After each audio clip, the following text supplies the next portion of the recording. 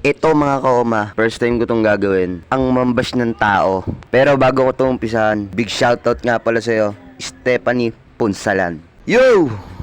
Kami, Stephanie, nananahimik kami mga construction worker ha. Kaming mga construction worker, Stephanie, marunong kami lumaban ng patas. Init at ulan, tangina, bali wala na sa amin yan. Ano mang hirap sa construction worker, tinitiis namin yan. Kaming mga construction worker, masaya na kami na ang kinikita naming pera ay nanggagaling sa malinis na paraan. Di bali na ding umitim sa kakadiskarte. Wag lang sa taong maputi ka nga, tangina, maarte ka naman. Sa aming mga construction worker, mahalaga bawat oras. Oo mga kaoma, nakakaramdam kami ng pagod. Pero pag napapagod kami, nagpapahinga kami.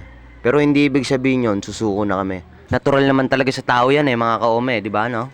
Na makaramdam ng pagod. Pero tuloy lang mga kaoma. Tuloy lang natin kung anong hamon ng buhay. Sa mga gantong kagaya ni Stephanie Punsalan mga kaoma, hindi dapat tularan to. Stephanie Punsalan, tanga ka ba? Hindi mo ba naiisip yon? Na kung wala kami, wala kang bahay ngayon. Hindi naman pwedeng bumbero ang gumawa ng bahay nyo. Siyempre, construction worker ang gagawa niyan, tanga. At sinabi mo pa dito, Stephanie, na ayaw mo sa amin mga construction worker kasi street food lang ang kayang ilibre? Ha? What the fuck?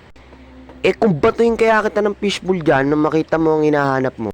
Sana Stephanie, makapangasawa ka ng construction worker para mapaghataw ka niya ng pala pag nababatrip siya sa'yo.